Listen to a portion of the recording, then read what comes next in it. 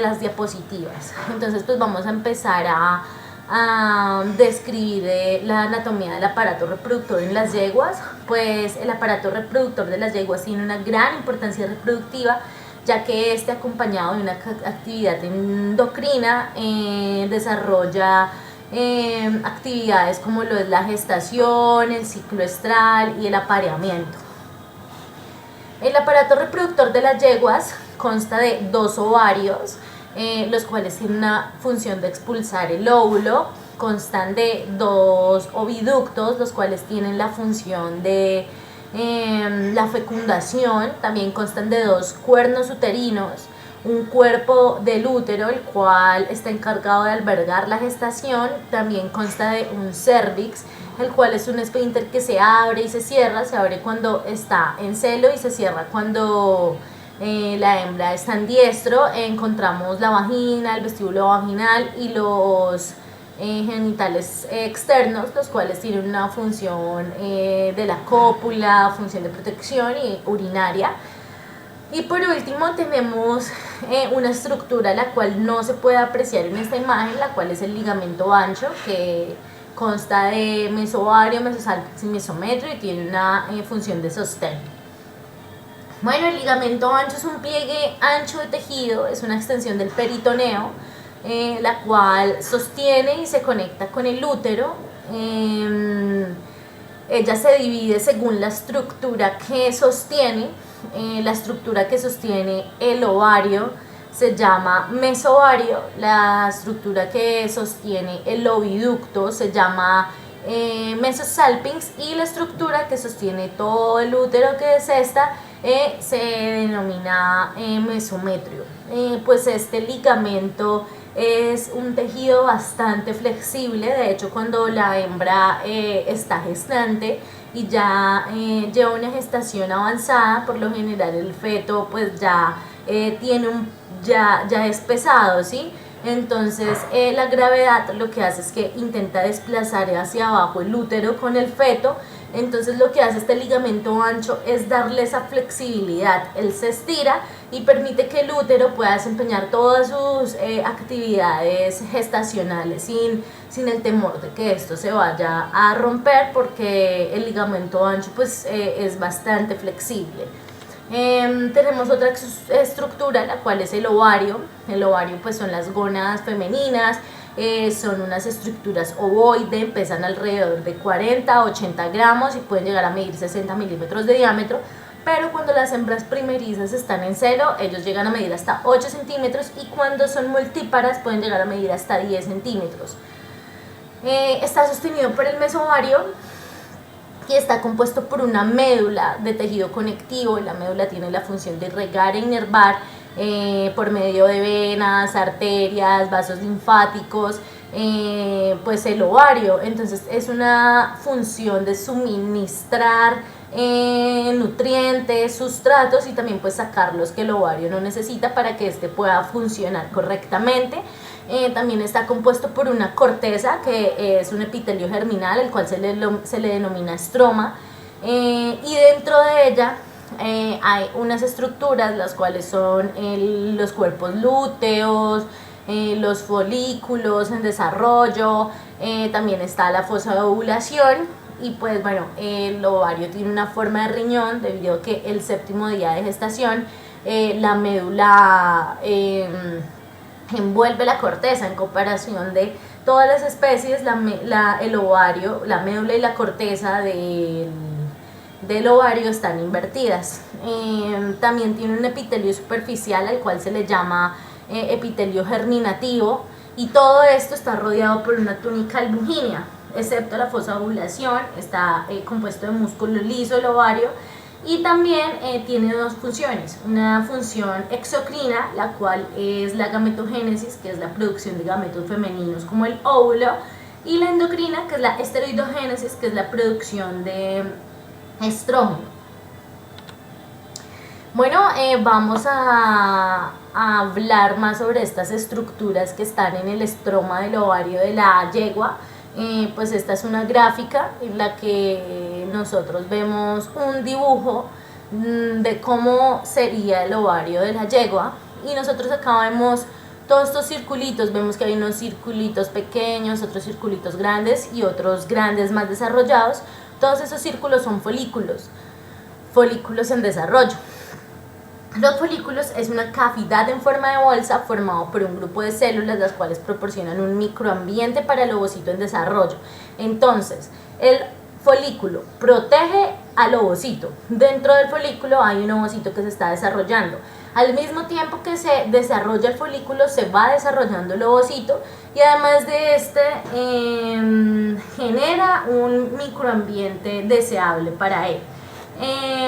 Pues como estaba diciendo, acá vemos varios folículos de varios tamaños y pues como estos son folículos en crecimiento, los más pequeños se les llama folículos primordiales y folículos primarios, que básicamente es que una capa de células rodea la oogonia y poco a poco va formando la capa pelúcida. Esta célula lo que va a hacer es que va a empezar a tener una multiplicación de estas células, se van a organizar de tal forma en que ellas empiecen a aplanarse. Los folículos centrales, secundarios y terciarios, ya acá se está empezando, debido a la multiplicación de células, ya se están empezando a formar unas células muy importantes, las cuales van a ser la célula de la teca interna, la célula de la teca externa y la célula de la granulosa. También se está formando una vesícula y también se está terminando de formar esa zona pelúcida. El ovocito se está desarrollando, sigue creciendo. Y por último tenemos los folículos preovulatorios o de Gaff, que estos folículos pues ya están completamente desarrollados, ya estas tres células también están completamente desarrolladas y tienen una gran función porque también pues su vesícula está formada, la cual es un antro, y lo que hace la célula de la teca interna, la teca externa y la de la granulosa es convertir la testosterona en estrógeno y almacenarla en este antro. Ya la zona pelúcida está completamente formada y ya hay un ovocito secundario listo para ser ovulado. Las hembras pueden en cada ciclo dar 1 a 2 folículos en cada ciclo, y esto se debe a que ellos son una especie monotoca, y los folículos pueden llegar a medir 35 milímetros de diámetro cuando ellas están en celo, pero hay unas especies hasta que pueden llegar a medir 50 milímetros de diámetro. Por esto es bastante importante en estas prácticas tener desarrolladas lo que es la palpación rectal y la práctica con el ecógrafo, ya que de esta forma sabremos el momento exacto en que la hembra va a ovular. Bueno, pues como estaba hablando, cuando se desarrolla un folículo, entre este más crece, también el ovocito que está dentro del folículo también va a tener ese crecimiento. Entonces ese crecimiento del ovocito, ese desarrollo se llama ovogénesis. Y la ovogénesis la podemos dividir en 3 fases: la de multiplicación, la de crecimiento y la de maduración.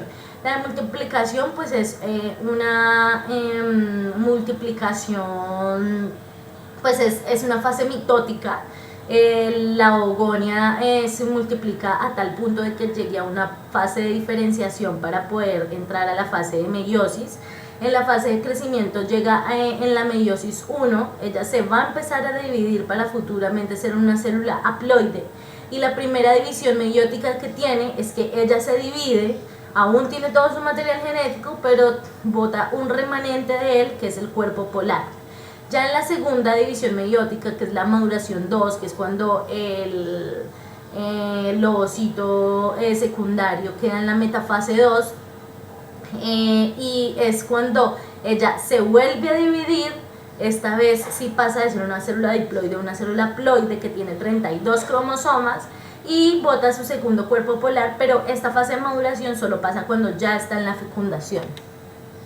Bueno, ya cuando el folículo preovulatorio está completamente desarrollado, la hormona luteinizante causa una ovulación, y esta ovulación implica bastantes cambios en este folículo, debido a que la ovulación causa una atrofia de la célula de la teca interna, externa y granulosa, y con esto un gran coágulo. De 5 a 7 días luego de la ovulación se empieza a formar el cuerpo lúteo.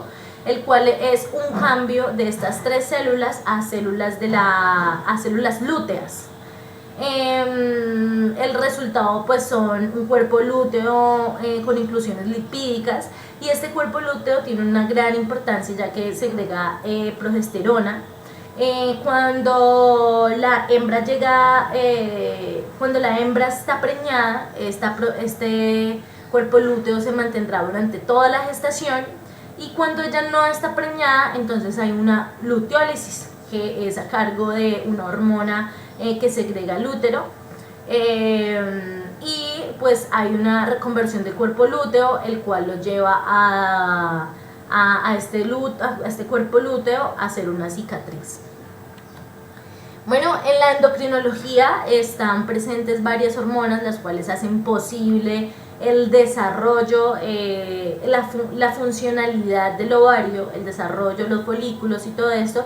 Y estas son la hormona liberadora de gonadotropina, que es la hormona de la reproducción, la que inicia todos los procesos reproductivos, la hormona folículo estimulante, que es la hormona que estimula los folículos para su desarrollo, la hormona luteinizante, que es una hormona que causa la ovulación y el desarrollo del cuerpo lúteo, la progesterona, que es una hormona que estará durante todo el proceso de gestación. Esta hormona va a brindar un ambiente óptimo para que el embrión se pueda desarrollar. Y también está el estrógeno, que es una hormona que induce esos comportamientos de celos y también induce la ovulación. Entonces, bueno, cuando la hembra llega a la madurez sexual o a la pubertad, en el hipotálamo se empieza a segregar una hormona que se llama la hormona liberadora de gonadotropina, y esta segrega la hormona folículo estimulante y la hormona luteinizante, y las almacena en la adenohipófisis. Cuando las almacena, empieza a segregar grandes cantidades de la hormona folículo estimulante y muy pequeñas cantidades de la hormona luteinizante. Entonces, cuando segrega esta hormona folículo estimulante, ella va teniendo un desarrollo de sus folículos, ella los va desarrollando, y en ese desarrollo, pues también, mientras se va desarrollando, también se va desarrollando el antro, y con ella la producción de estrógenos. Entonces, mientras esta se va desarrollando, esa producción de estrógenos también se va aumentando, y va induciendo en la hembra un comportamiento característico del signo de celo. Ya cuando este folículo no se puede desarrollar más y hay tantas cantidades de estrógenos en la sangre, entonces ocurre un fenómeno que se llama el feedback negativo, y esto radica en que esa grande cantidad de estrógenos va a viajar por la sangre hasta el hipotálamo, y le va a decir al hipotálamo que no produzca más hormona folículo estimulante porque no se puede desarrollar más, y que mejor ya produzca hormona luteinizante para que cause la ovulación. Entonces efectivamente se disminuye, aumentan los niveles de la hormona luteinizante, disminuyen los de la hormona folículo estimulante, con ella disminuye también los niveles de estrógenos, y se causa una ovulación. Sale el ovocito secundario, el folículo queda totalmente atrofiado, sale un coágulo, y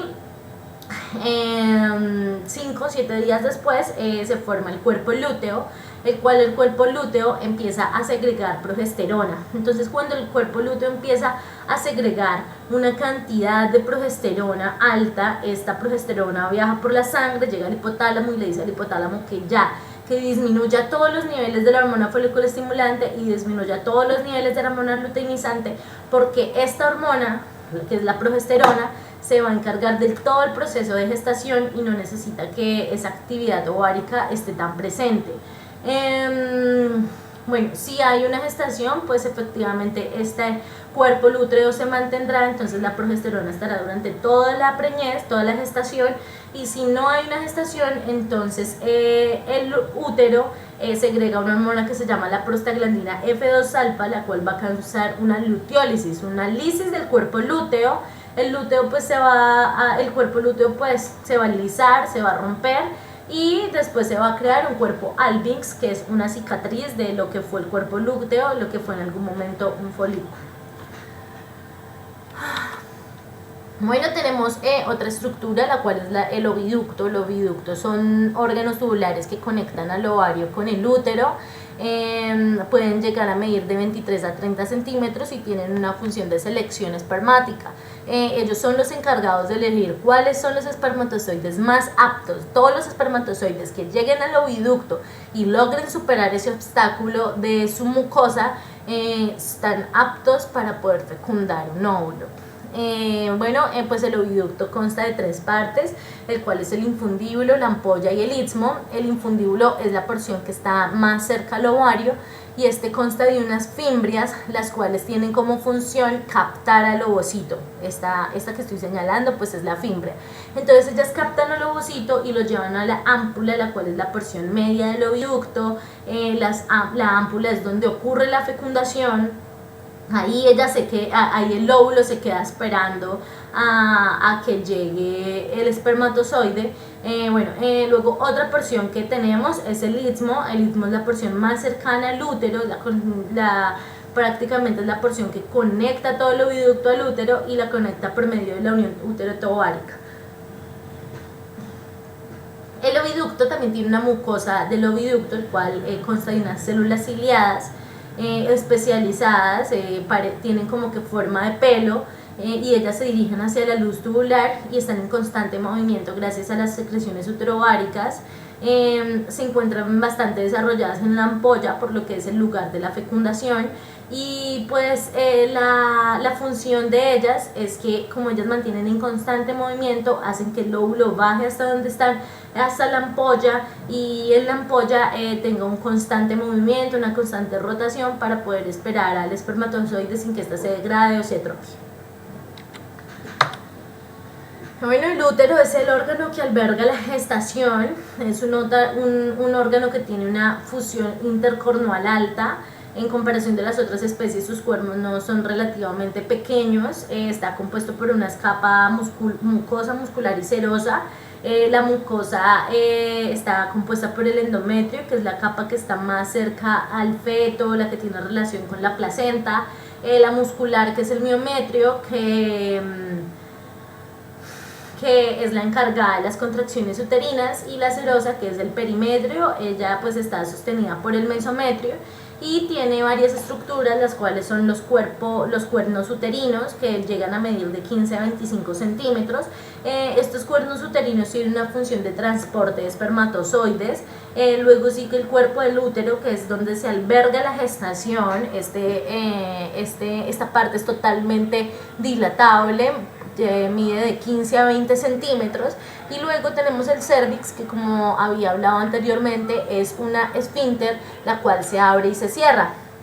Ella se abre cuando está en celo para permitir el paso de los espermatozoides, y se cierra cuando está en diestro para evitar que el embrión o el feto pues no se salga del útero. Tiene una forma longitudinal alta, lo cual facilita el transporte de los espermatozoides, pero también facilita la entrada de microorganismos, por lo cual es una desventaja. Pero ella ha desarrollado una mucosa, la cual, además de lubricar, también protege bastante el útero de todas estas microorganismos que puedan llegar a entrar. Acá tenemos una imagen. El útero es estos son los cuernos uterinos, el cuerpo del útero, el cervix. Esta es la esfínter de la que hablo. Bueno, la vagina es un órgano tubular, también es bastante dilatable y corresponde desde que empieza el cervix hasta que empieza pues la entrada de la vagina, o sea la vulva. Pues además de que es el canal del parto, es donde va a salir el feto cuando vaya a nacer. También sirve como órgano copulador, es el órgano donde se da la cópula, donde se da la excitación. Y también tiene una función de barrera, ya que gracias a sus secreciones ácidas y neutras son bactericidas para microorganismos, y pues también tiene una función urinaria. Cuando está separada por el hilio, tiene una porción craneal que tiene epitelio cilíndrico y tiene funciones reproductivas, y una porción caudal, la cual tiene epitelio escamoso estratificado y tiene funciones reproductivas y urinarias. Recordemos que en la vagina es donde sale la uretra. Tenemos también los genitales externos, el cual consta de la vulva, que la vulva son unos labios menores y mayores, los cuales protegen la entrada de la vagina, también protegen el clítoris de microorganismos, y pues los protegen sobre todo los microorganismos que salen de las heces. Ellos tienen un músculo la cual hace que ésta se cierre. También tenemos un clítoris, el cual es un homólogo del glande del pene. Es un tejido eréctil con nervios sensoriales, y cuando la hembra está en celo tiene la particularidad de que este clítoris se pone erecto. Y tenemos las glándulas vesiculares. Entonces, en la anatomía del aparato reproductor del equino, el equino pues él aporta la mitad de los genes. Este consta de 2 testículos.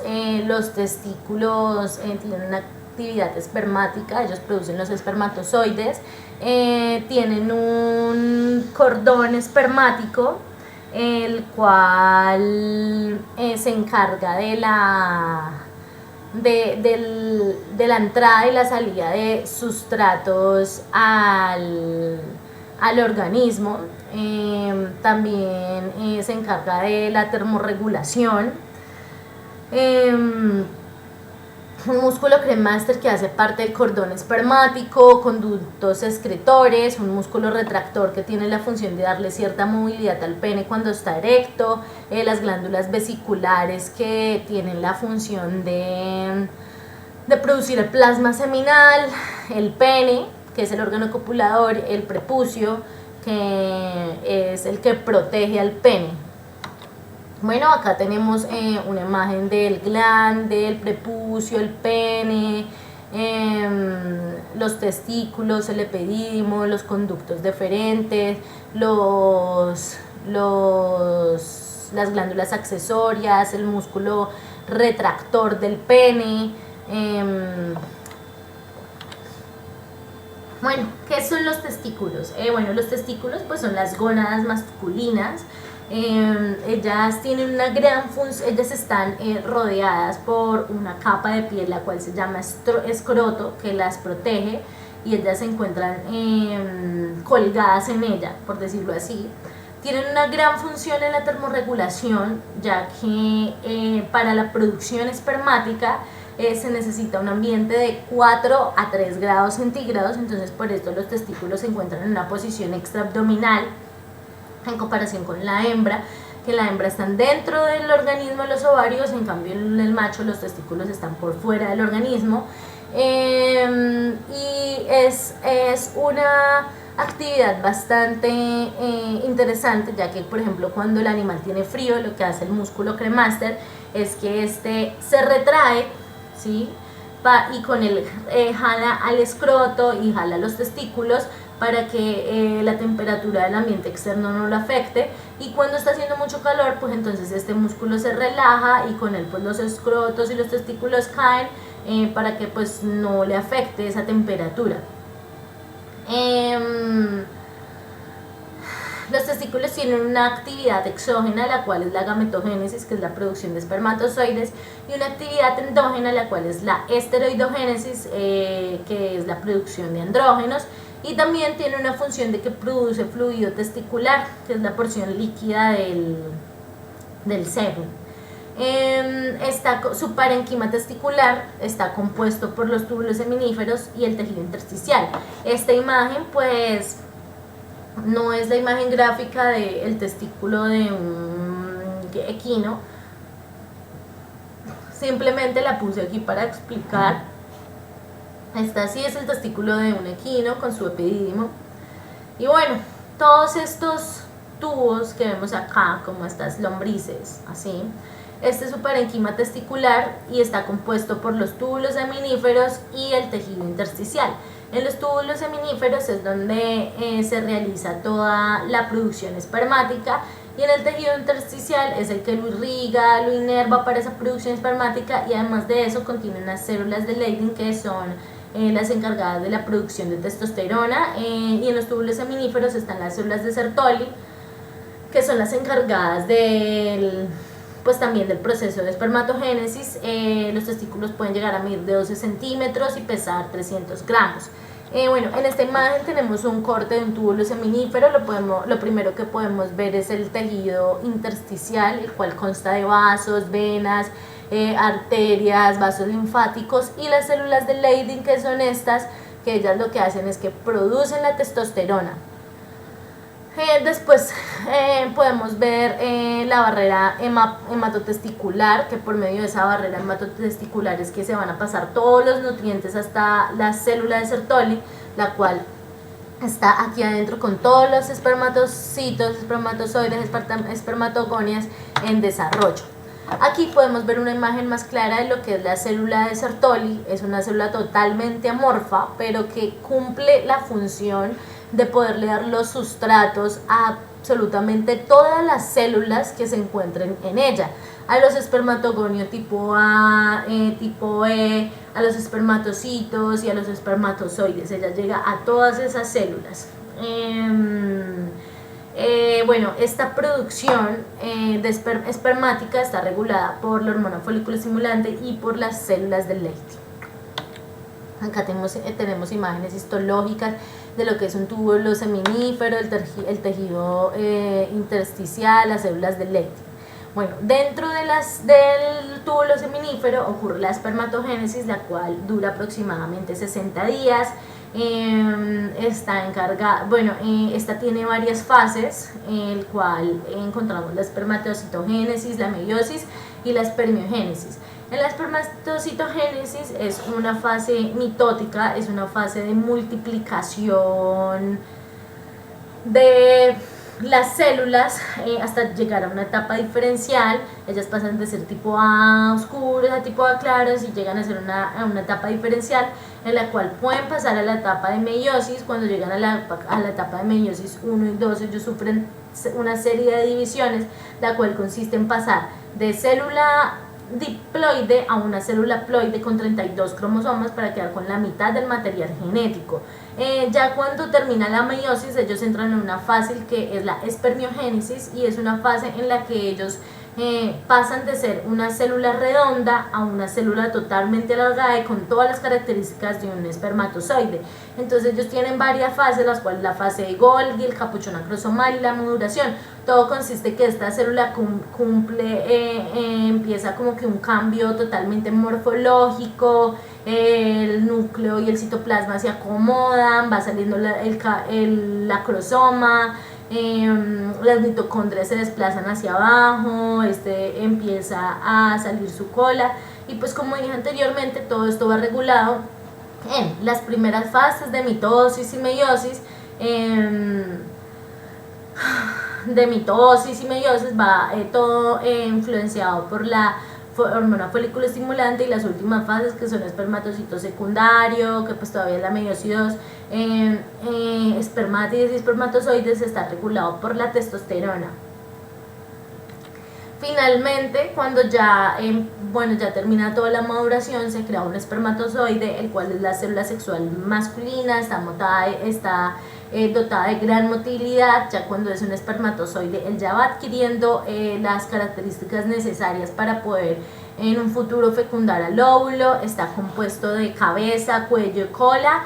La cabeza pues tiene todo el material genético, y también está rodeado de una acrosoma, el cual tiene unas enzimas que se llaman la hialuronidasa y la acrosina. Estas enzimas pues tienen una gran importancia en la fecundación. Tiene el cuello y la cola tiene unos microtúbulos que tienen tubulinas y actinas, que estas lo que causan es el movimiento de este espermatozoide gracias a la cantidad de mitocondrias que posee este espermatozoide. Esta es la imagen de unos espermatozoides de los equinos. Bueno, y este es un resumen de la gametogénesis, el cual pues el final de la gametogénesis es producir un espermatozoide, y producir un óvulo, con la excepción de que el óvulo empieza su segunda fase meiótica ya cuando es la fecundación. Bueno, en la endocrinología del macho, pues prácticamente son las hormonas muy parecidas a las de las hembras, a excepción que aquí no hay progesterona ni hay estrógeno. Empieza en el hipotálamo, la hormona liberadora de gonadotropina empieza a segregar la hormona folículo estimulante, la luteinizante, la almacena en la adenohipófisis.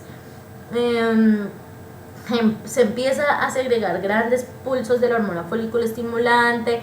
Esta llega al testículo, llega a los túbulos seminíferos, a las células de Sertoli, y esta empieza la producción espermática, y se empieza la producción espermática y se empieza la producción espermática. Luego se empieza a segregar la hormona luteinizante, esta llega al testículo, pero esta llega a las células de Leydig y empieza a producir testosterona, y la testosterona lo que va a hacer es terminar las últimas fases de la espermatogénesis, y ya cuando hay muchos espermatocitos desarrollados, entonces se produce inhibina, y la inhibina genera un feedback negativo, y esta va al hipotálamo y le dice que ya no produzca más hormona luteinizante porque ya no necesitamos desarrollar más espermatozoides. Bueno, pues acá hay otras estructuras en la cual encontramos la red testicular, que se llama también red de testis. Esta es una red de canales avanzadas, la cual consiste en evacuar los espermatozoides al conducto eferente, los cuales son estos. Entonces el conducto eferente pues también se encarga de evacuar los espermatozoides, y de ahí pasan al epidídimo, el cual es toda esta estructura. También podemos encontrar túnica alburgínea, túnica vaginal y el mediastino, que se encargan de darle toda la forma del testículo. Tenemos el epidídimo, el conducto excretor, que pues estas dos imágenes no son las imágenes gráficas de un testículo, es del testículo, perdón, de un equino. Esta sí la es. Estas son solo para explicarlas. Bueno, el epidídimo se encarga de la maduración espermática, del almacén de espermatozoides, y pues esta depende totalmente de la testosterona. Cuando los espermatozoides son extraídos por el conducto eferente, ellos llegan a la cabeza, y en la cabeza están un día, luego en el cuerpo están 2 días, y en la cola, que es donde ellos se maduran, en la cola es donde los espermatozoides adquieren toda la motilidad y todas las capacidades y aptitudes necesarias para que ellos puedan recorrer el largo transcurso que es llegar del cervix al oviducto. Y acá, adquiriendo toda esta maduración, ellos se demoran 7 días, y también pues se pueden almacenar. Luego pues ellos ya son excretados por el conducto deferente. Bueno, también tenemos un cordón espermático. Seguramente el cordón espermático no, esta imagen no es de un equino. Bueno, el cordón espermático tiene la función de una comunicación bilateral con el testículo y el organismo, ya que este está compuesto de vasos, arterias, venas, vasos linfáticos, nervios. Contiene el plexo pampliniforme, que se encarga de refrigerar la sangre que llega al testículo, y el músculo cremaster, que pues como lo había dicho antes, este se encarga de jalar los testículos y el escroto cuando está haciendo mucho frío, y relajarse para que estos se caigan cuando está haciendo mucho calor. Tenemos las glándulas accesorias. Las glándulas accesorias están encargadas de segregar el plasma seminal. Estas glándulas, el plasma seminal pues básicamente es la porción líquida de lo que es el semen. Tiene una función bastante importante, ya que le da como que toda esa capacidad de nado a los espermatozoides, les facilita el transcurso. Ello también tiene unos componentes que facilitan también la estructura de los espermatozoides, ya que ellos cuando llegan al útero, cuando recorren todo eso, es un ambiente muy nuevo para ellas, y las hembras, el organismo de la hembra ve a los espermatozoides también como un cuerpo extraño, entonces va a actuar contra ellos. Entonces este plasma seminal también les da un ambiente un poco seguro, por decirlo así. Está compuesto de glándulas vulvoretrales, la próstata y las glándulas vesiculares, en la cual las glándulas vesiculares comprenden el 80% del plasma seminal. Por último tenemos el pene, el cual pues es un órgano copulador. Este está compuesto del glande, el cual es una estructura altamente inervada, encargada de la eyaculación, debido a que por su alta inervación envía señales al sistema nervioso que causa una contracción y eyaculación. Está compuesta por el cuerpo, que tiene un cuerpo cavernoso del pene, el cual es una estructura hueca, y el cuerpo esponjoso del pene, que se encarga de también darle una contractibilidad a la uretra para poder practicar la eyaculación, y una raíz. Entonces, ¿qué es lo que pasa? Que cuando en este órgano ocurre una erección, entonces cuando la hembra está en celo, ella tiene un comportamiento bastante peculiar, el cual llama mucho la atención del macho. Entonces este comportamiento que llama la atención del macho por medio de unas señales genera una excitación en él, que envía unas señales al sistema nervioso. Este segrega óxido nítrico, y el óxido nítrico hace que haya un aumento desproporcionado en la sangre, el cual va a llenar todo el cuerpo cavernoso del pene y va a causar la erección. Y el músculo retractor del pene lo que se va a encargar es de darle cierta movilidad al pene para que pueda introducirlo